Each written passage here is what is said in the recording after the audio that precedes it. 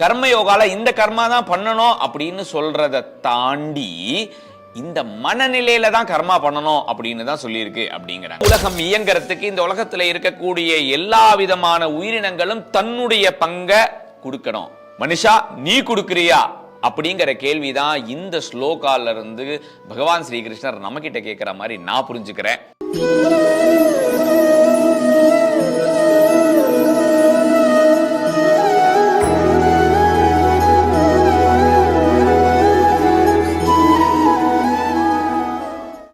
Hi, வணக்கம். வாழ்க்கை ரொம்ப அழகானதாக அமையட்டும். So we are looking at Bhagavad Gita chapter 3 கர்ம யோகால 11th verse பார்த்துட்டு வரோம். போன verse 10th verseல என்ன பார்த்தோம் அப்படின்னா, இந்த உலகம் படைக்கப்பட்ட போது when Lord Brahma created this universe, இருக்கக்கூடிய எல்லா உயிரினங்களுக்கும் அவங்களுடைய தன்மைக்கு ஏத்த மாதிரி ஏதோ ஒரு கர்மத்தை அட்டாச் பண்ணிட்டு perform these yajnas and all the wealth will bestow upon you அப்படிங்கிற மாதிரி சொன்னார். அதாவது நம்மளுடைய பிறவிக்கு ஏத்த மாதிரி நமக்கு ஒரு தன்மை இருக்கும், அந்த தன்மைக்கு ஏத்த மாதிரி ஒரு கர்மம் அட்டாச் ஆயிருக்கும். அந்த கர்மத்தை நம்ம பண்ணினோம் அப்படின்னா அந்த கர்மத்தை யக்ஞா அப்படின்னு சொல்லியிருந்தாங்க. That was so interesting. அதாவது நம்ம பண்ணக்கூடிய வேலை வந்து சக்ரிஃபைஸ் உடைய மனநிலையில நம்ம பண்ணினோம் அப்படின்னா நமக்கு எல்லாமே கிடைக்கும் அப்படிங்கறத போன வீடியோல பார்த்திருந்தோம். இங்க என்ன சொல்றாங்க அப்படின்னு பார்க்கலாம். 11th shloka, let us get into it. தேவான் பாவயதானேன தே தேவா பாவயந்துவஹ பரஸ்பரம் பாவயந்தஹ Shreyas பரமவாப்ஸ்யத. Meaning, by your sacrifices the celestial gods will be pleased, and by cooperation between human and the celestial gods, great prosperity will reign for all.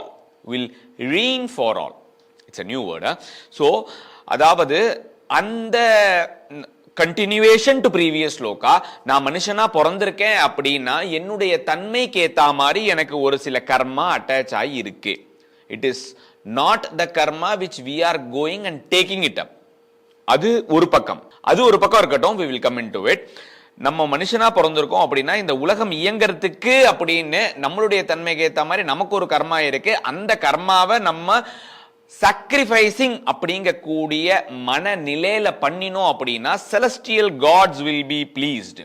celestial gods please ஆயிட்டாங்க அப்படின்னா great prosperity எல்லாருக்குமே வரும். So இதை break பண்ணினோம் அப்படின்னா மனுஷனா பிறந்திருக்கோம் அப்படின்னா அதுக்கு உண்டான ஒரு சில கர்மா அட்டாச் ஆயிருக்கு. அந்த கர்மா தான் நாம பண்ற கர்மாவா அப்படிங்கிற ஒரு கேள்வி. ரெண்டாவது, செலஸ்டியல் காட்ஸ் அப்படின்னு ஒருத்தங்க இருக்காங்களா? யாரு? செலஸ்டியல் காட்ஸை நம்ம ப்ளீஸ் பண்ணினோம் அப்படின்னா எப்படி ப்ராஸ்பெரிட்டி வரும்?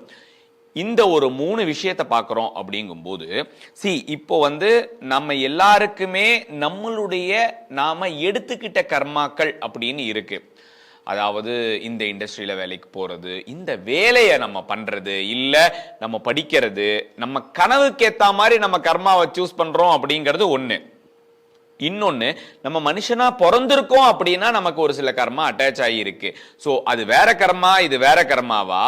இல்ல, நம்ம எடுக்கக்கூடிய அந்த கர்மாவை, எந்த கர்மாவை வேணா நம்ம எடுத்துக்கலாம். அதாவது எந்த வேலையை வேணா நம்ம எடுத்துக்கலாம். நம்மளுடைய ஆசை, கனவு, தேவைக்கு ஏற்ற மாதிரி எந்த வேலையை நம்ம எடுத்தாலும் அந்த வேலையை எப்படி பண்ணணும் அப்படிங்கிறது தான் இங்க சொல்லியிருக்கு. நான் வந்து இயர்ஸ் பேக் இது ஆல்ரெடி சொல்லியிருக்கேனான்னு தெரியல, பட் ஸ்டில் இட்ஸ் வர்த்.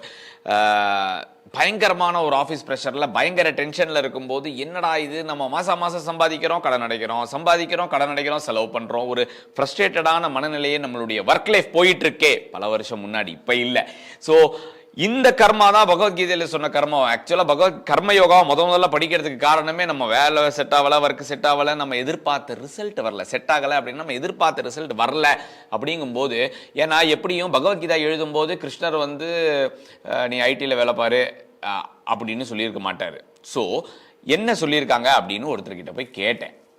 அவர் என்ன சொல்லியிருக்காருன்னா, கர்மயோகால இந்த கர்மா தான் பண்ணணும் அப்படின்னு சொல்றதை தாண்டி இந்த மனநிலையில தான் கர்மா பண்ணணும் அப்படின்னு தான் சொல்லியிருக்கு அப்படிங்கிறாங்க. ஸோ அதுதான் இங்கே சாக்ரிஃபைஸ் அப்படின்னு சொல்றாங்க.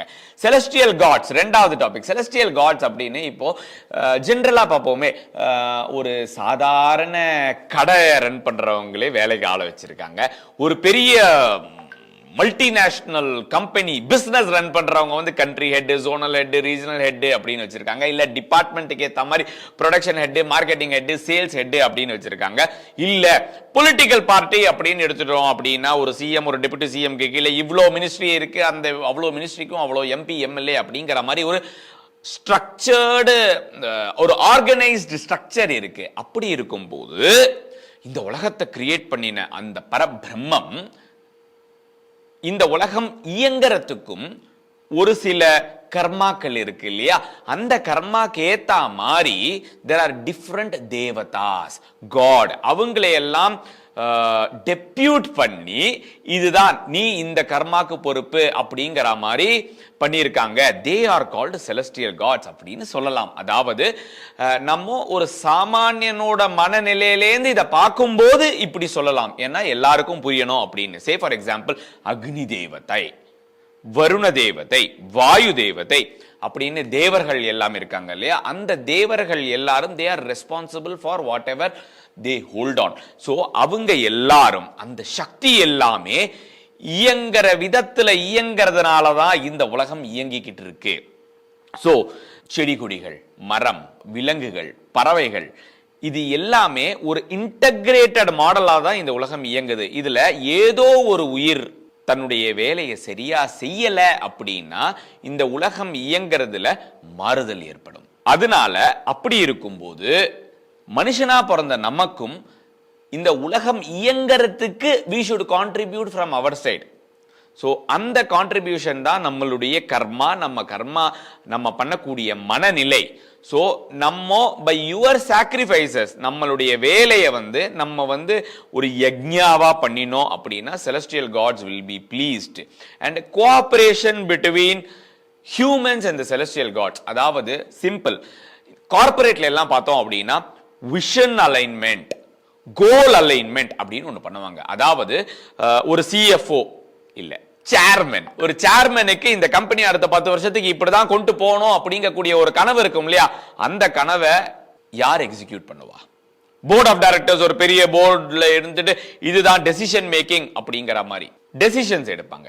அந்த டெசிஷனை எக்ஸிக்யூட் பண்றதுக்கு மல்டிபிள் லேயர்ஸ் ஆஃப் மேனேஜ்மெண்ட் இருக்கும். Operational, top management, middle management, top management, senior management, middle management, அதுக்கு கீழே ஒர்க்கர்ஸ் அப்படின்னு. சோ இன் ஷார்ட் என்ன அப்படின்னா, ஒரு கனவை, ஒரு விஷனை கிரவுண்ட் லெவல்ல எக்ஸிக்யூட் பண்றது எம்ப்ளாயீஸ், ஒர்க்கர்ஸ் அப்படிங்கிற மாதிரி. அதாவது கேட் திறந்து விடுற செக்யூரிட்டியா இருக்கட்டும், இல்ல ஒரு ஆபீஸ் பாயா இருக்கட்டும், கிரவுண்ட் லெவல்ல இருக்கிறவங்க கூட விஷனோட அலைன் ஆயிருக்கணும். They are also contributing for an organization to run அப்படிங்கிற மாதிரி இந்த உலகம் இயங்குறதுக்கு இந்த உலகத்துல இருக்கக்கூடிய எல்லா விதமான உயிரினங்களும் தன்னுடைய பங்கை கொடுக்கணும். மனுஷா நீ கொடுக்கறியா அப்படிங்கிற கேள்விதான் இந்த ஸ்லோகால இருந்து பகவான் ஸ்ரீகிருஷ்ணர் நம்ம கிட்ட கேட்கிற மாதிரி நான் புரிஞ்சுக்கிறேன்.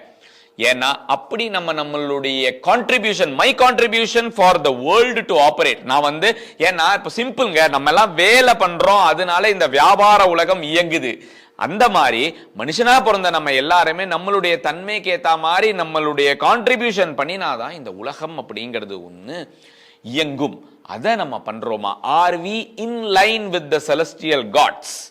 R we in line with the goal of the world to operate அப்படிங்கக்கூடிய கேள்வி. ஏன்னா அந்த பண்ணிட்டோம் அப்படின்னா ஒரு சின்ன ஒர்க்கர், ஒரு சின்ன லாஸ்ட் லேயர் ஆஃப் எக்ஸிகியூஷன்ல இருக்கக்கூடிய ஒரு எம்ப்ளாயி கூட தன்னுடைய பங்கை எதிர்பார்த்த மாதிரி செஞ்சுட்டான் அப்படின்னா அவனுக்கு தேவையான விஷயங்கள் கிடைக்கிற மாதிரி இந்த உலகம் இயங்குறதுக்கு மனுஷனா இருக்கிற நம்மளுடைய பங்கை செலுத்தினோம் அப்படின்னா நமக்கு தேவையான எல்லா நல்ல விஷயங்களும் கிடைக்கும் அப்படிங்கறதா இதுல இருந்து புரியுது. அடுத்தது 12th ஸ்லோகா அடுத்த வீடியோல பார்க்கலாம். பாய்.